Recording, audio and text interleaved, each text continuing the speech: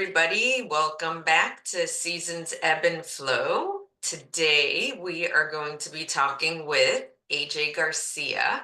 She is a therapist in the Orlando area, Lake Nona specifically, and we are both part of the Orlando Central Florida Collaborative Group for Collaborative Divorce.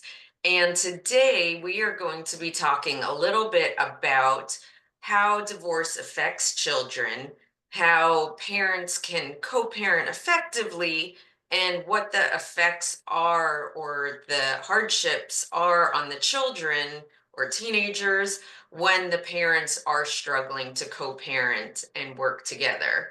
So I'm going to let AJ introduce herself and tell us a little bit about her background, and then we will start our conversation. So AJ, Beautiful. thank you for joining us. Lee, thank you so much for having me. Guys, I'm so excited to be here speaking with you all today and Lee having this great conversation. So, yes, as you mentioned, I am a marriage and family therapist with Thrive Counseling. I have been so blessed to have a wide range of experiences in the years that I've been a counselor. I've worked in inpatient settings and outpatient settings with substance use and self-harm. I've worked with jails. I've worked or with inmates in jails. I've worked with vets and caregivers and targeted at risk to high achievers. I've worked with young kids to older adults. I mean, honestly, almost every single range and population you can think of, except for sexual offenders. I have worked with almost everybody else. And I'm again super blessed, super thankful to have that foundation. And through all of those experiences, really what I've learned is that relationships shape who we are. You know, Lee, you and I are a culmination of the relationships and experiences that we've had in our lives and how we feel about ourselves and how we engage with others, how we engage with our spouses and our kids and our coworkers and, other people in our life all relate back to the relationships we've had. And some of us have been lucky enough to have had healthy relationships modeled to us. And unfortunately, many of us have not been so lucky and so fortunate. And so I have designed my practice now around relationships and helping people build the skills and strategies and understanding necessary to have strong, healthy relationships in their lives. So I work with couples and individuals and teenagers and parents to help them learn how to communicate, help them learn how to set boundaries, help them learn to truly know and understand what is being told to them, how to manage through defensiveness and communicate appropriately. And so I'm so excited again to be here, and I'm excited to work with such wonderful people in Orlando and in Florida in general to help them strengthen the relationships in their lives. And today, as you mentioned, we're going to be talking about specifically the relationship between parents and kids as they go through the divorce process. And that is such an important thing to talk about. And I'm super thankful to be here with you. Yes. Yeah, absolutely. I think that point about relationships is just so crucial. Like a lot of what I do with clients, even though they are going through a divorce, which means the uncoupling of a relationship, there are so many relationships that affects. And it's even the relationship with themselves, but with their children and their extended family and friends, and working through those dynamics and showing up in a way that makes them feel comfortable and supportive and loving to themselves and all their people in their lives is just so important. And My so, gosh, absolutely. yeah. So, yeah, let's just dive right in. And the first thing I wanted to talk about from a therapist perspective, what are some of the negative repercussions on the kids when the parents aren't getting along and are not able to co-parent effectively? Yeah, there's so many. And, the first one I want to talk about, and hey, listen, you're in the divorce world, Lee, and you probably see this often as well. But when parents can't get along, so often the kid, almost at any age, feels like it's their fault, like they're the problem, and they internalize it. Yes. And very rarely do I hear them sharing it with very many people. Unfortunately, the parents have no idea Mhm. oftentimes of this effect that, is taken on for their kids. And, Yeah. they internalize it, they beat themselves up, they usually retreat, maybe isolate, Mhm. and have a very distorted and inappropriate view of themselves as a direct result of how their parents are acting. Yeah.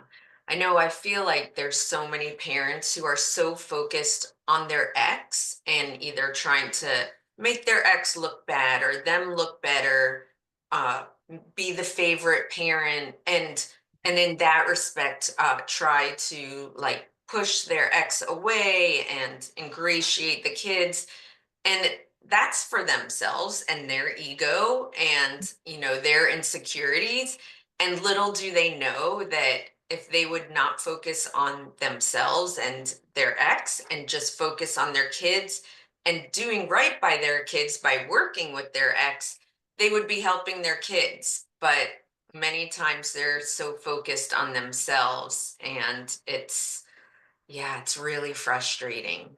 It is. It's awful. And I think you brought up a great point that when we are so focused on ourselves and maybe bad mouthing the mom or the dad to the kid, I think that I'm bringing my kid onto my side.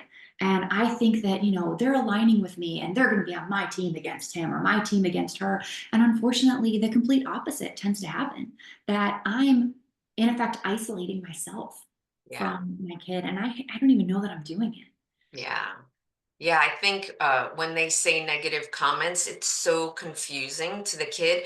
Oh my And I gosh. think the kids are half genetically that other parent. So if you're saying that through and through that person is awful, like what are you saying about your kid? They are half that person.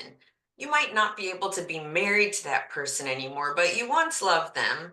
And your kids still love them, and kids need two supportive parents. So yeah, that whole trying to make the other person look bad just is so confusing for the kids. It is. I think what you said is absolutely accurate, that as soon as a parent starts bad mouthing the other one, oftentimes I find that the kid takes those same comments onto themselves. Because you're right, I am half of my mom and I am half of my dad. And if my mom doesn't like my dad, does that mean she doesn't like that about me either? Yeah. So Yeah. I must be bad. Right. Something might not be okay with me. And that's Hmm. a really hard thing for a kid to wrestle with. Totally. I And know. then they don't think that they have a parent or someone that loves them that they can go to. God, it's so Right. hard. Yeah, so confusing. Yeah. And, their brains aren't fully developed. They're not adults who can look at the situation and be like, oh, they're going through a really rough period and not dealing with this well. And I just need to like let them work through it. Like the kid internalizes all of that, and their developing brain is just, trying to make sense of it. And the easiest thing is, oh, maybe, or how can I help? How can I take this on and fix it or care for the parent who's hurting? Which, okay, that dives right into the topic of parentification. Like, what is that? And when do kids do that? And how is that challenging and harmful? Yeah, that is so challenging. So oftentimes what happens is parents, because we are consumed with our own stuff, I mean, divorce is not easy. Yeah. And it's so emotionally taxing on everybody involved, including the kids. But, oftentimes parents don't consider the emotional toll and the physical toll and the environmental change that Hmm. happens with the kids. They're just so consumed with themselves. And I get it. It's a big deal. It's a lot to work through. And so oftentimes it's really difficult to step outside of my own perspective and see what's happening in the lives of my kids. But parentification, so what often happens is, because there's so much going on and there's so much confusion and there's so much emotion and there's so much challenge, oftentimes parents will either elevate the status of their kids to be a peer or maybe another parent, or perhaps the parent stops acting like the adult, leaving the space for the kid to step up and take on that parental role. They're Yeah. just kids. Hmm. They need to be able to grow up in a developmentally appropriate way, not be thrust into adulthood far before their time and not forced to parent their parent. Yes, exactly. Yeah, I think, when I work with people, they are confused. Like, I'm going through a hard time as going through this divorce. Is it bad for me if I'm crying for my kids to see that? And I say, we all have feelings and we all have emotions, and your kids need to know that you have emotions. You don't want them to think that you're a robot, but you can tell them, like, I'm sad today. This is hard for all of us. But you don't have to worry about me. I can take care of me, and I am here to support you through this. You can tell me when you're sad. That's okay. I know, or mad. But so you don't have to pretend like you don't have feelings as a parent, but you also can't use them as your support network. I love that you say that, and I love that you coach your families on that. We go through so much as just humans. Yes. And sometimes it's really difficult to take the blinders off and recognize that there are other people in this Mhm. challenging situation too. And yes, it is so appropriate for parents to model healthy emotional management for their kids. We're all human, we all have emotions, and sometimes we know what's going on, and sometimes it just kind of blindsides us and we have no idea.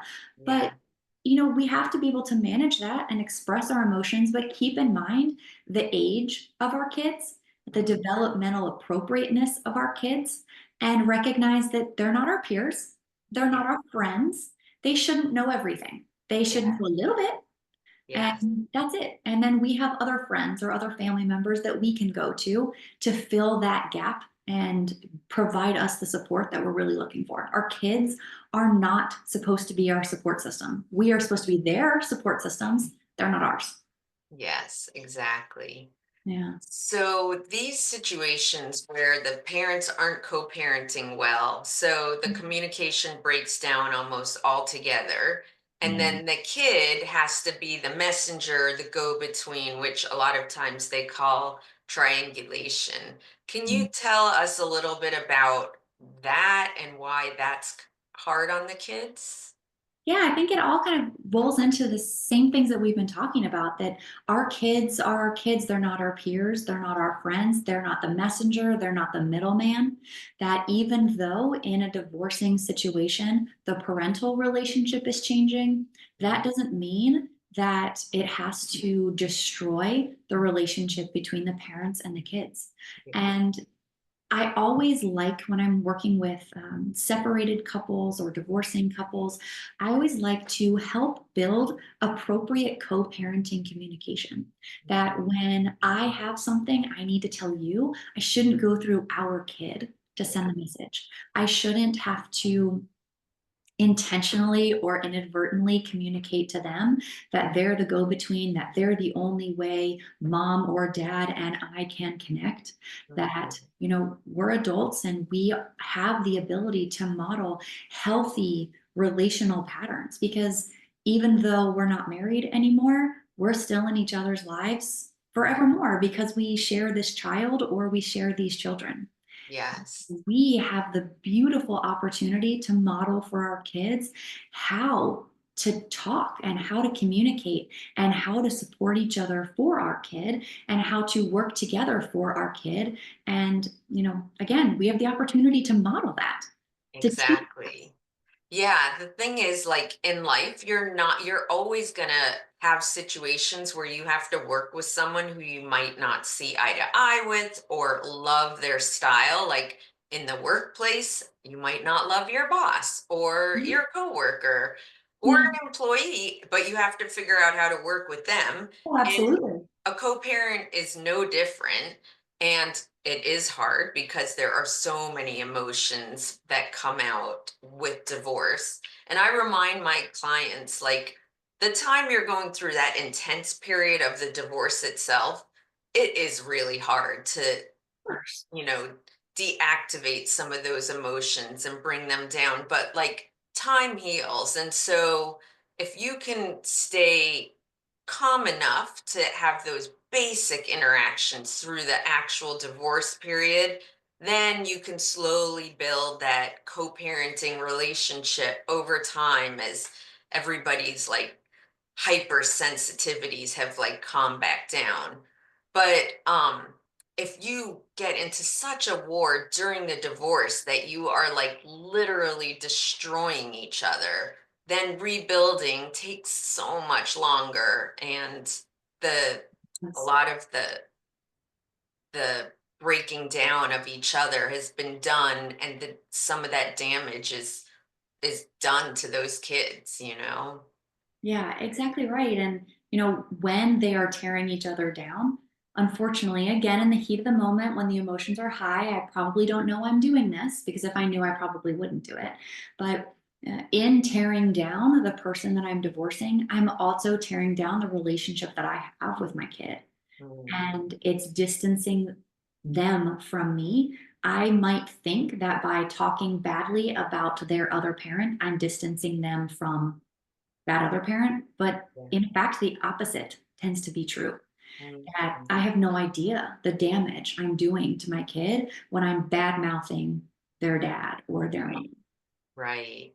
And then at Yeah. the end of the day, Oh, it, go ahead. no, no, at the end of the day, you're right that when emotions subside and when we have the ability to think a little bit more logically and work on the co-parenting relationship, oftentimes I find that couples not only have to work on the relationship with each other, but they have to find a way to reconnect with their kids that they've lost in the process. Yes. Yes. Mhm. And what about the whole, like, there are some of my clients who struggle with their ex tries to kind of like buy the kids love, like taking them to concerts, like doing extravagant things that they might not have done, time kind of to ingratiate the kids, again trying to get them almost on their side, or the fun parent, and that parent might be the fun parent, but they don't want to actually do the real parenting, like setting healthy boundaries and saying no, or telling the kids the expectations for their chores need to be done.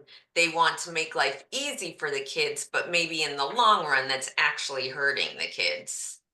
Yeah, I think there are so many ways to easy parent and so many ways to avoid emotion and avoid the difficult things. Mhm. I can buy your love or we can go here, but I don't have to talk about what's difficult. And Mhm. so oftentimes when I'm working with teenagers, I also work with their parents. And I think it's really important to educate parents on how to best connect with their kids. And I Mhm. know that every kid is different and every situation is different, but if I were to boil it down to just a couple aspects, I would say that for the most part, even though it doesn't feel like it, your kid really wants to hang out with you. And your kid really just wants your attention. They want your time. Even if it looks like you coming in to their room and hanging out with them for 5 minutes when they get home from school or when you get home from work, catching up on the day, that makes a big difference. Yes. Because you're not avoiding reality, you're not avoiding emotions.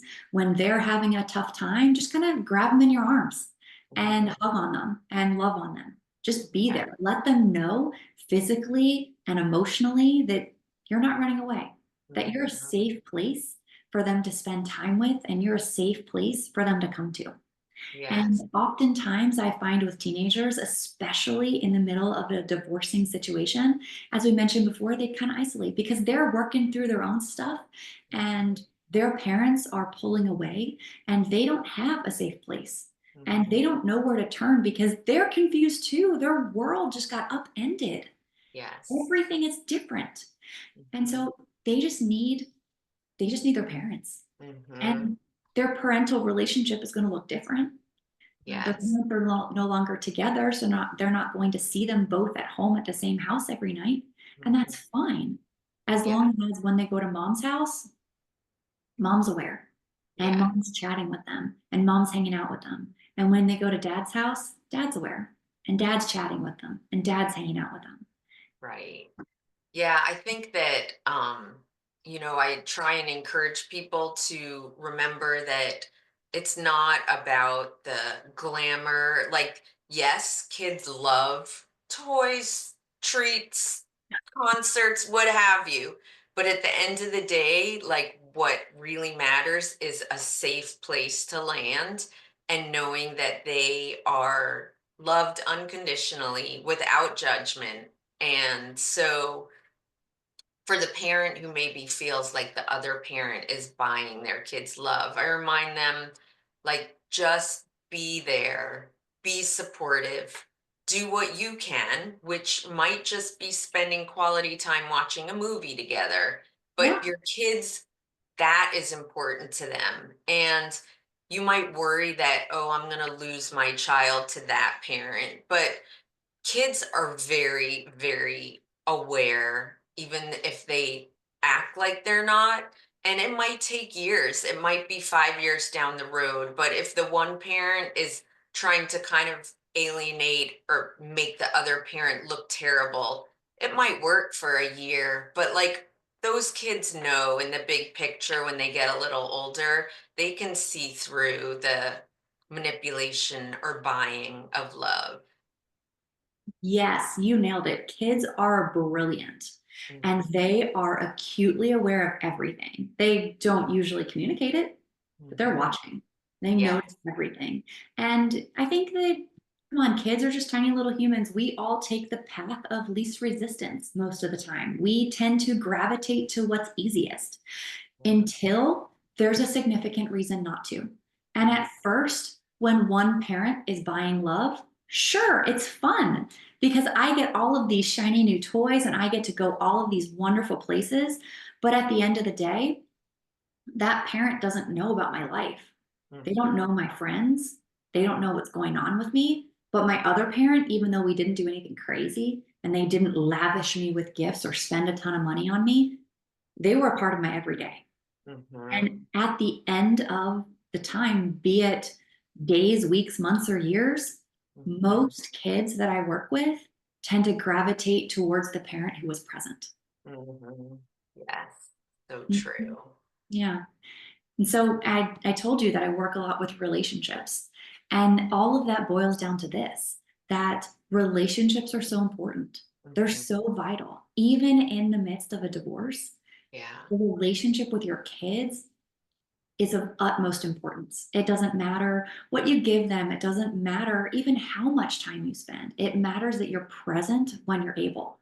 Yeah. Show up, be Yes. there, Right. engage, talk, even if it seems trivial and they're telling you about the drama that happened at school. It might be trivial to you because you're in the middle of a really difficult divorce and a really difficult situation. But Mhm. my gosh, Lee, it means the world to them. Yes. Yeah. Putting down your phone and actually making that eye contact and Yes. making them feel like what they're talking about is important. Yes. And I think that in our society, like, we've all been trained to some degree to disconnect from our emotions, or a lot of us have. And I think asking them, they might not answer, but asking them, like, how are you feeling? And seeing if they are willing to open up periodically Mhm. um, is important. I think some parents get scared to have awkward or hard conversations. And I think it's great to use resources like therapists in that respect. Or kids might feel uncomfortable being completely honest for fear of hurting their parents' feelings. But I think it's good for parents to open up and tell them, you can tell me if you're mad or, need to get something off your chest, or like have a fear of abandonment. They might not be able to put that into words, but uh, like my kids, I was concerned about that just because their dad didn't stay in the country and he still is involved in their life, but much Mhm. less than the everyday 50-50 situation.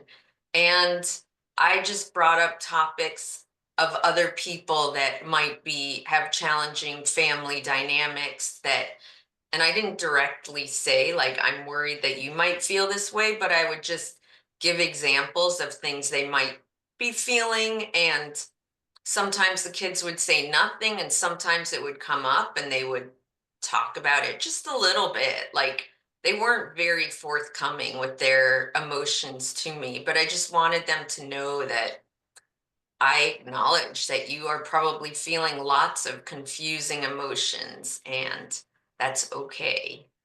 It is. I love that you made a concerted effort to talk about it.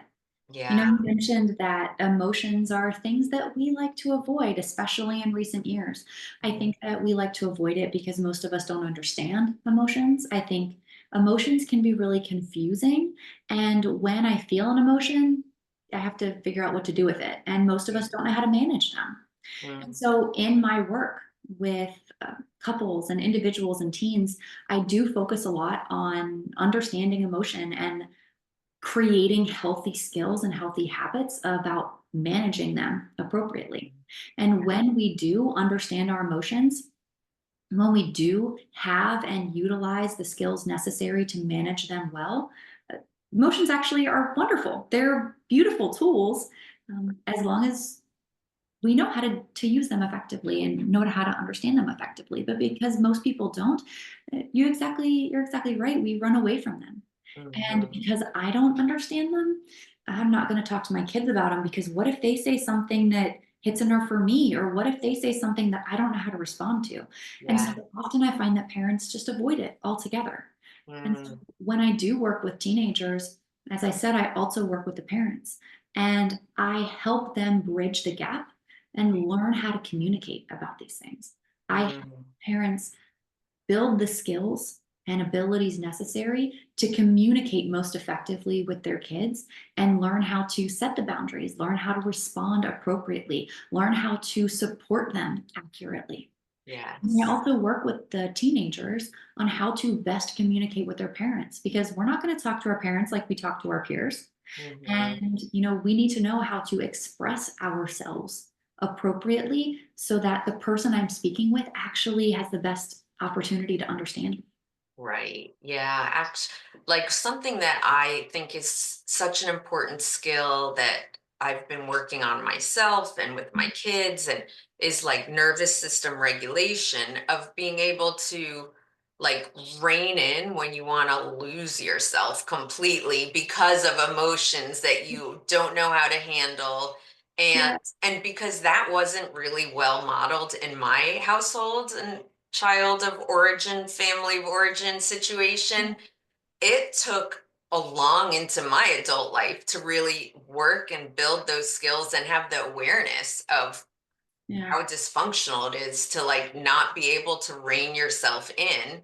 But I think teaching those skills to parents and kids is part of that, learning how to be in a healthy relationship and being able to communicate when you're angry rather than just screaming or storming out of the room. But it's a skill, like, and it takes practice, and we all just need to recognize that there's no destination where you've made it. You are on the journey and constantly growing and evolving. I love that you said that. I love the journey. The Mhm. journey is not the destination, but I think the journey is a beautiful process. Yeah. And we can take a look at our journey and recognize where we came from and the progress that we've made to this point. I Yes. think that, you mentioned what you experienced growing up Mhm. and what we are modeling to our kids, they think is normal. And if Mhm. we are treating them like our peers or our friends, if we are isolating them from their other parent, if we are emoting all over them, or if we're isolating ourselves from them, whatever we're teaching them and however we're interacting with them, they think is normal and they're likely going to perpetuate in their future relationships. So Exactly. always encourage parents to be mindful about the message that they are unintentionally sending to their kids. 100%. Hmm. Yeah, I remind like some of my clients have immense guilt and sadness for their kids, which yes, divorce is hard on kids. There's no doubt about it. But if you can do it relatively amicably and respectfully, kids living under one roof with parents who dislike each other or have like really toxic behaviors towards each other. The Mm. kids are growing up in that energy and they're seeing a really unhealthy relationship dynamic, and that's all they know. And that's kind of what they will expect to be what a marriage looks like or how they expect to be treated. And so I'm like, you're not doing your kids a service by staying in a really unhealthy dynamic. It's just if you can change that when you do split into two households so that it's not a war, but Yeah. recognize like sometimes relationships don't work out. That doesn't mean that everything about them was wrong and that your kids are going to be destroyed. If the divorce is done well, then and you can be adults, then your kids might benefit. Like I feel like now my kids see two very different households in my house and my ex's, and we respect each other and we don't talk down about each other. I mean, there have been comments along the way early in the divorce that's almost inevitable, and you Yeah. catch yourself and are like, "Eh." But like, I feel like now at least they have seen that you can make mistakes in life and change paths, but they also see two very different households and can pick and choose from those what they want to use or bring into their future household. But yeah, I think, there are pros and cons to staying in a marriage. And if it's really not working, telling yourself you're staying for the kids is not always the truth. Not if you're modeling inappropriate things to the kids. Mm-hmm. You brought up a great point that we are teaching our kids how they deserve to be treated. Mm-hmm. And, what kind of the theme of our conversation of what we're modeling for them, they're taking with them their whole lives.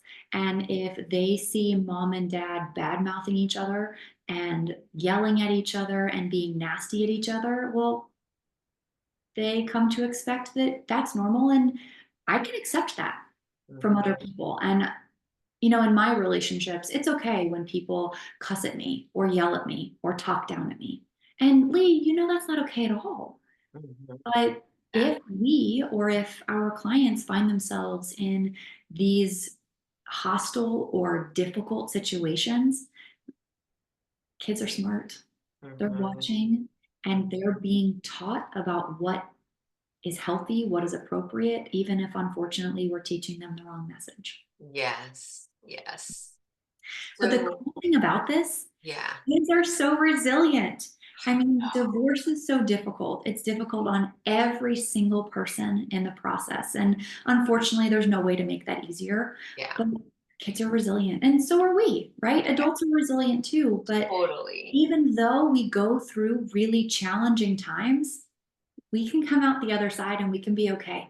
Yes, so true. Mhm. You worry as a parent when you are going through a divorce. You're like, oh, like my poor kids, but they are resilient. And if they have two parents who stay in their lives, and, when we first split up, we said, we're still a family. We're just a new shape. We're a modern family. And we do holidays together for the most part. And I think we are very lucky. We have two rational parties on either side. And it wasn't like the divorce wasn't super pretty, but we have always stayed where we could communicate and work together for the kids. And that meant like letting a lot of things go on both hot sides. Like I don't agree with all the choices he makes, but I don't have control, and so he'll do what he needs to and I'll do what I need to. And I know that he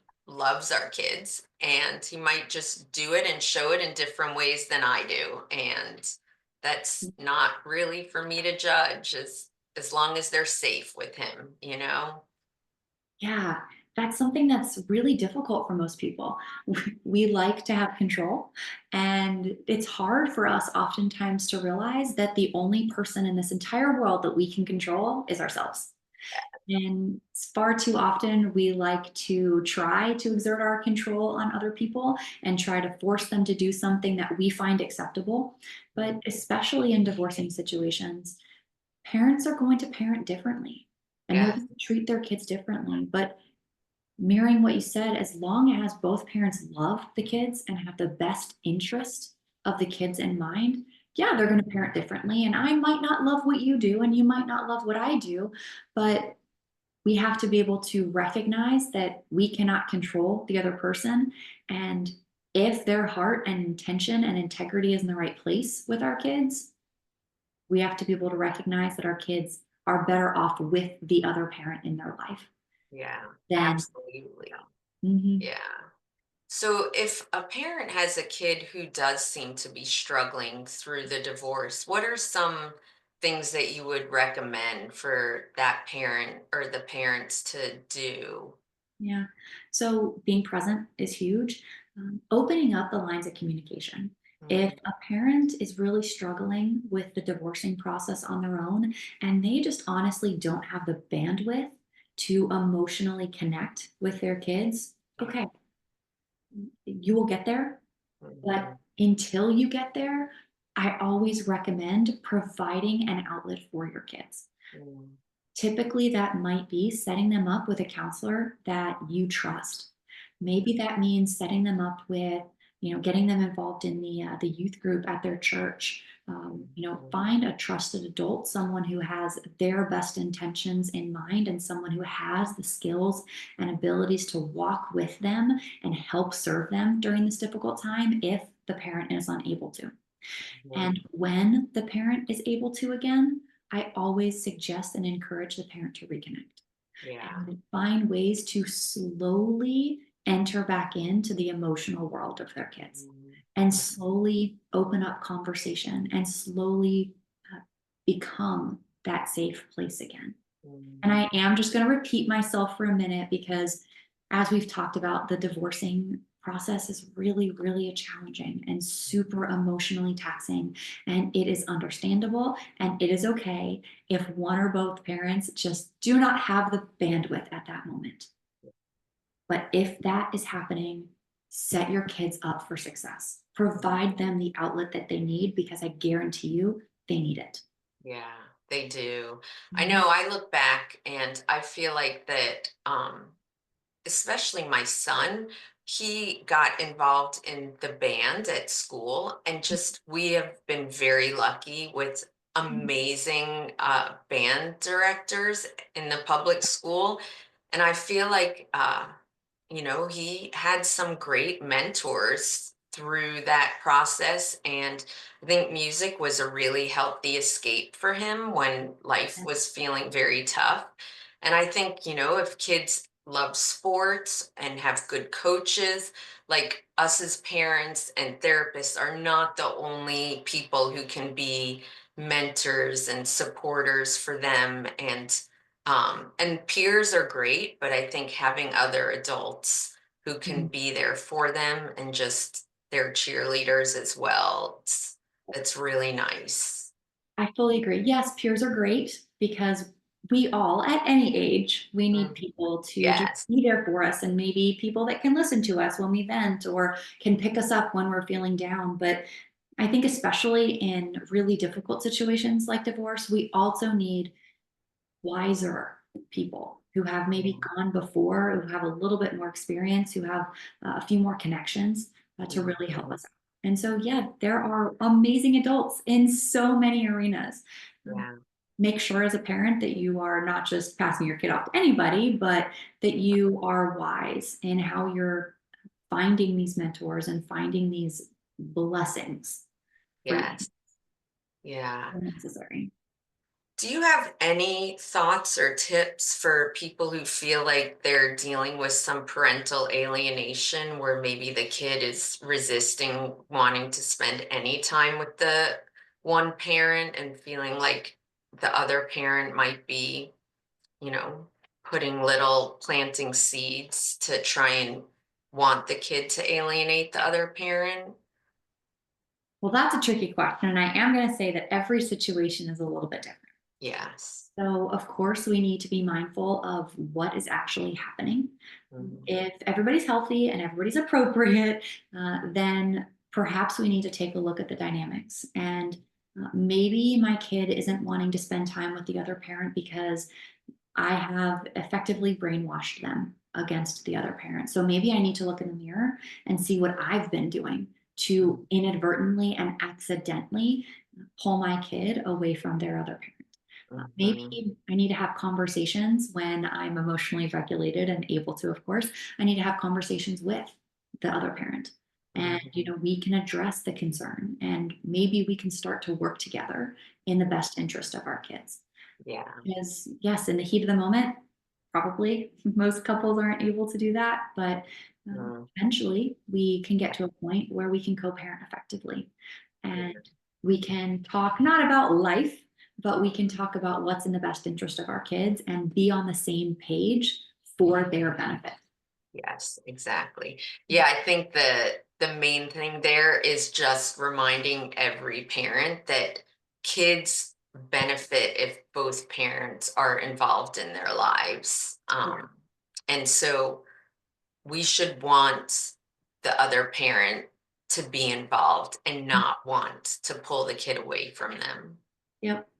And if I'm modeling to the kid that I can have a healthy relationship with their other parent, then they probably can too. And Yeah, I'm showing them that it's healthy and that I want them to have it. yeah, But if I'm making it clear that I don't get along with the other parent, then I'm essentially modeling for the kid or instructing them that it's not okay for them to have yes, a relationship. And if there are other concerns in play, I always encourage parents and kids to talk to somebody, again, who is a trusted adult that can help in a situation to assess if there's anything concerning going on. But yeah, if anything, or if everything is healthy and appropriate, then I think an open line of communication between the parents is a really significant factor. yeah. Mhm. That's great. And sometimes I know a lot of kids struggle in the transition from one house to the next. Like, let's say it's week on, week off. And maybe you can talk a little bit about like why the transition day might be challenging and what parents can do to try and help the kids through that transition. Yeah. Well, let's just talk about us for a minute. When we find that our world is completely uprooted and then we have to settle down again for a couple days in a completely new environment with completely new rules and completely new people, Mhm. our world is going to be shaken too. And we're not going to know how to respond because we just got comfortable for the past couple days in this environment. And all of a sudden it's changing. And Yeah. once I get comfortable in this environment, all of a sudden it's going to change back. And there's so much uncertainty and there's so much change in Mhm. the environment of kids who have to go from house to house. Yeah. And oftentimes, especially if parents aren't communicating and aren't on the same page, the rules are totally different. Yeah. And the house is totally different, and the expectations are totally different, and the messages that they're being told are totally different. So Mhm. they have to figure out how to conform and live within this house and then change themselves completely to figure out how to live within this house. And Mhm. that back and forth is so confusing. And Yeah. that back and forth is so challenging. And so when parents are noticing that their kids are struggling with this transition, I always recommend, and I feel like a broken record, Lee, but getting on the same page. The Mhm. expectations at both houses should be similar. They're Yeah. not going to be exactly the same because, of course, Right. people are different, but they need to have basically the same expectations for their kids. Mhm. They need to basically have the same boundaries. They need Yes. to know that what happens with the children at this house is going to be known at this house. Mhm. They need to know that their parents are communicating that it's not two completely separate lives, it's Yeah. two completely separate houses with a Yes. similar life and a similar connection. And when their world and their experience is more streamlined, it makes it so much easier for them to figure out how to navigate the Yes. two different houses and the two different lives. Because again, when we minimize the differences, it's easier for me to Mm. figure out where I stand and where I belong among them. Right. Yeah, Mhm. and the bottom line to all of that is the parents have to act like the adults and Yeah. work together and Yes. for the benefit of their kids. And Hmm. that might mean putting all differences aside to acknowledge that, yes, let's kind of come up with certain expectations for when they do their homework or um, uh, what we expect for them with school or chores in the house so that the houses have, you don't want them to have one house where they do nothing and the other house they are being taught to have responsibility and be prepared for when they leave the home that they are able to handle life. Yeah. And so, but if the parents can respect each other enough to say, let's come up with some common ground and talk respectfully about each other because we want our kids to respect their parents. And Yeah. yeah, the parents need to step up and be adults, basically. You're exactly right. I love that you used the word respect. And I'm going to go ahead and make it even a little bit easier that the parents don't even have to respect each other. They have to respect their kids enough to be appropriate with the other Right. parent. Because it's not about the relationship that the parents have with each other. It's about the benefit of their kids and what's in their kids' best interest. And sometimes that means me swallowing my pride and being nice to you when I just don't want to be. Yeah. And sometimes it means me supporting you and congratulating you in front of our kid because I need to model that that's what's healthy and appropriate. Mhm. And it's not easy, Lee. It's not easy at all Yeah. sometimes, especially in the beginning and middle of the process. Hopefully, at the end, it gets a little bit easier, Yeah. but it's not easy at all. And so, if I were just to kind of summarize this and boil it down to one main point, throughout the divorcing process, and this is going to sound very trivial, but just go with me. Um, if you don't have anything nice to say, just don't say anything at all. Yes. So Because true. if you say something negative, the damage is going to be so hard to overcome. And so Hmm. just close your mouth, Yep. say nothing at all. And Hmm. I promise you, parents, that you are going to be so thankful for your discipline in the end. Yes, absolutely. Mhm. Yeah, just it's not worth it. That little reward that you get, that dopamine hit for getting to say something about that other parent, like it is so hard for the kid to hear and the long-term reward for you, it's not good, even if it feels good in the moment. Yeah. So, And I guarantee you, your kids will remember everything that you said about their parent. You probably won't remember because you said it in an emotional moment, but yeah. the kids are going to remember it and they're going to hold it against you, Yeah. thus destroying and maybe not destroying, but making it difficult to Yeah. have a healthy relationship with them for a little while. Yeah. You Yeah. might think you're damaging the other person. You're not. Mhm. Harming yourself and your relationship with your kids in the process. So I know Yeah. it's not easy to hold Mhm. our tongue many, many times. It's really challenging, but it's Yes. so well worth it. Yeah. Mhm. This has been really, really helpful, I think, for so many parents. Just some of this is common sense, but it's so necessary to hear it over and over when you're going through the hard time and you start to doubt or think like, oh, it's not that big of a deal if I make a dig here or there. But yeah, so I really appreciate you taking the time to share some of this information. And so if people want to reach out to you, you are at Thrive Counseling and Yes. Thrive Counseling. My website is thrivecounsel.com. I have my phone number and email that I can give you, and you can provide and post with this yes. blog article. And I welcome anybody to reach out to me with questions. If you want some advice or thoughts or assistance on parenting appropriately through divorce, I would love to partner with you and walk alongside you and help. If you have concerns or questions about your children, your teenagers, what they're thinking, how they're working through this event, please reach out. I'd love to be able to partner with them and help them navigate these challenges. It's not easy.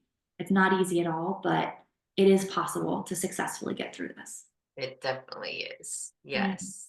Well, thank you so much for your time, AJ. And all of your details I'll put in the show notes. And thank you, everybody, for watching and joining us. If you like this content, please subscribe, like, comment, and have a wonderful day. And best wishes to you and your family. And we will see you in the next one. Take care.